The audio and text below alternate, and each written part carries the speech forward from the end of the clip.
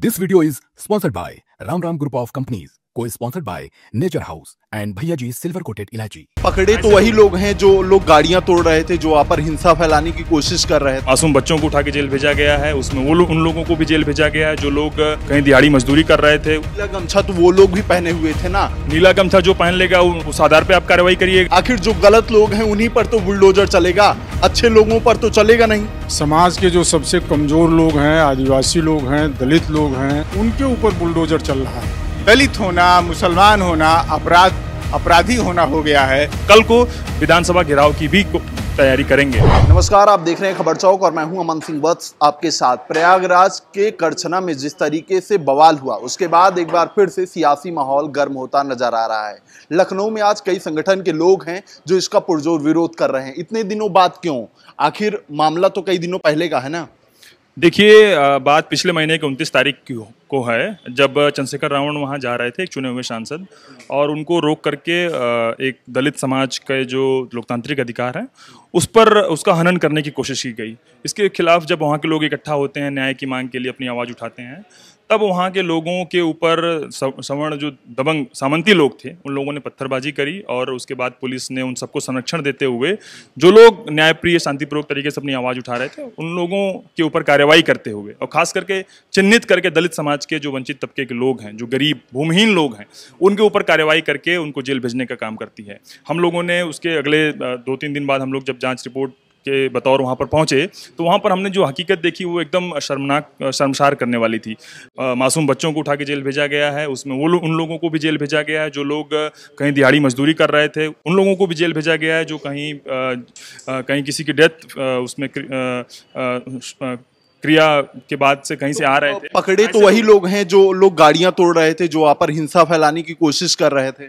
जी नहीं, ऐसा नहीं है। आप ये देखें कि पुलिस के साथ कुछ लोग जो गाड़ियों को लाठी से पीट रहे हैं, गाड़ियां तोड़ रहे हैं, पत्थरबाजी कर रहे हैं, बाकायदा गाली दे रहे हैं, जाति सूचक शब्दों का प्रयोग करके गाली दे रहे हैं, इनफैक्ट गाड़ियों को जला रहे हैं।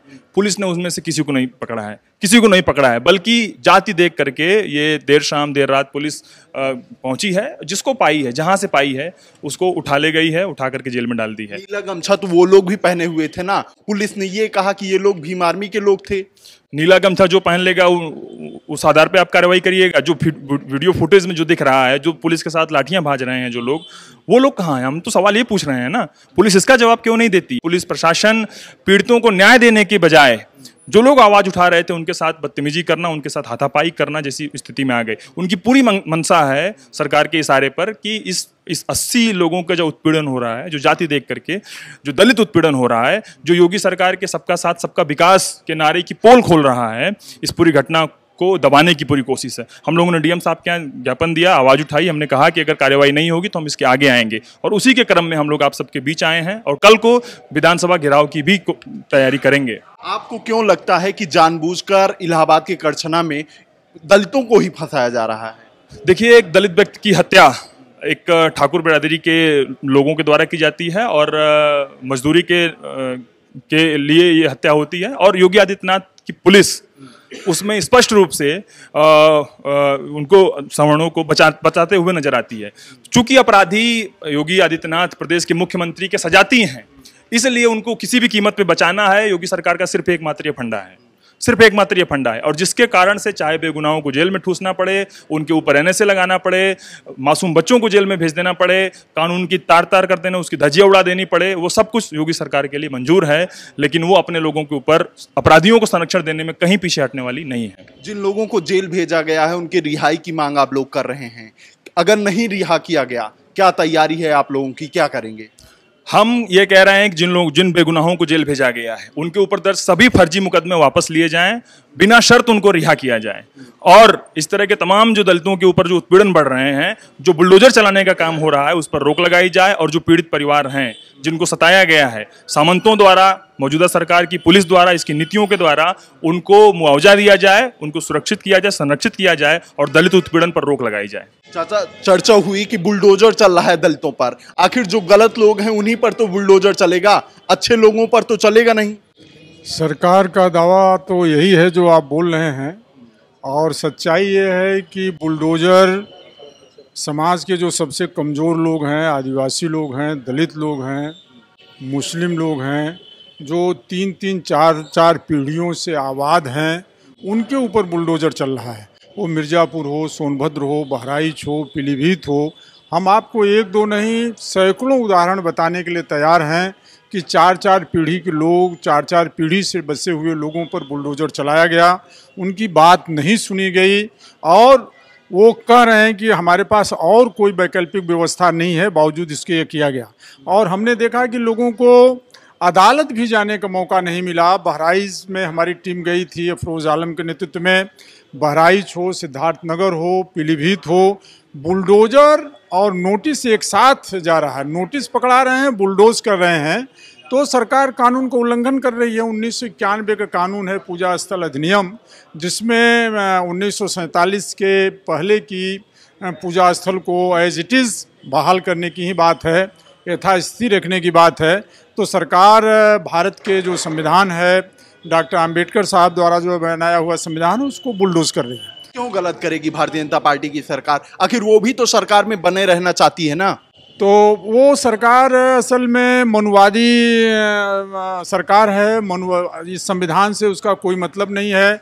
और संविधान जब पास हो रहा था तो यह पहली पार्टी थी जिसके पूर्वज संविधान को भी फूंके और डॉक्टर अंबेडकर साहब का भी पुतला जलाए।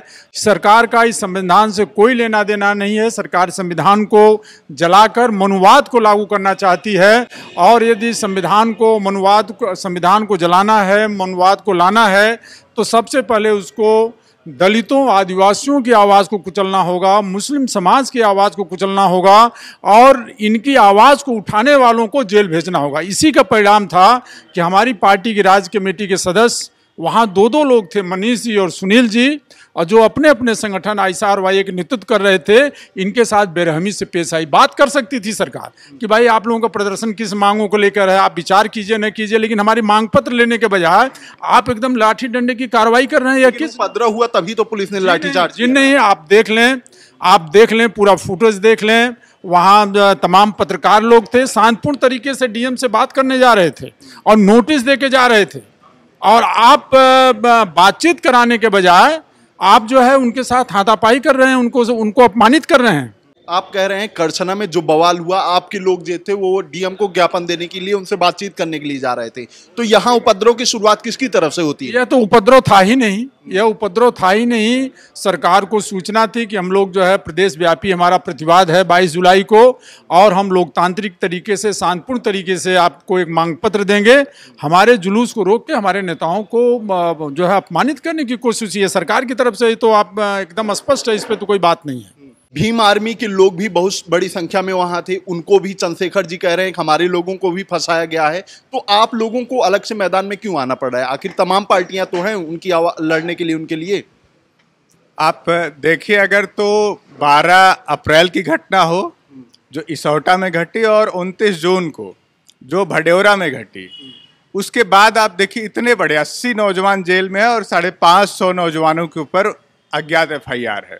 लेकिन उसके बाद आप एक कोई स्टेटमेंट, एक कोई प्रदर्शन, एक कोई घटना आप मुझको बता दीजिए जिसमें इस सवाल को लेकर प्रतिवाद हुआ हो, 80 नौजवानों की रिहाई की कोई मांग हुई हो। उसमें अगर कोई घटना पाएंगे तो भाकपा माले RYA आइसा की पहलकदमी है, जो 2 जुलाई को हम लोगों ने अपनी रिपोर्ट प्रस्तुत किया और सबसे पहले ये कहा, ये जो घटना हुई है इसमें जो एक्चुअल में दोषी हैं, जो लोग पुलिस के साथ लाठियां पीट रहे हैं, गाड़ियां पुलिस और वहां के स्थानीय दबंग सामंती सबड़ ताकतें एक साथ तोड़ रही हैं, उन पर कोई कार्रवाई नहीं हुआ। इस मांग को जब हम लोगों ने किया तब पूरा विमर्श बदलना शुरू हुआ। अन्यथा चंद्रशेखर ने तो खुद ये बात कह दिया कि हमारे लोग नहीं हैं। ये चर्चा चली कि क्या चाहते हैं आप लोग अब क्या चाहते हैं? हम लोग ये चाहते हैं कि संविधान और कानून का राज चले और कोई भी व्यक्ति जो वंचित तबके से आता है, जिनको हमको ऊपर उठाना था, सरकार का काम था कि हम उनको ऊपर ले आए, उनको पीछे ढकेलने की जो साजिश चल रही है ये बंद हो। और भडौरा करछना की जो घटना हुई है इसमें जो लोग निर्दोष हैं, जिन लोगों को फर्जी गिरफ्तार किया गया उनको रिहा किया जाए, जो दोषी हैं उनको गिरफ्तार किया जाए, जेल भेजा जाए और पूरे घटना की उच्च स्तरीय जाँच कराई जाए। और जिनकी गाड़ियाँ तोड़ी गई है वो सब वहाँ के दलितों गरीबों की गाड़ियाँ हैं, उनको मुआवजा मिले। और इसके साथ ही साथ हम लोग ये बात कर रहे हैं जो इसौटा में जला के हत्या किया गया था उसको भी मुआवजा मिले, उसको घर मिले, उसको ज़मीन मिले।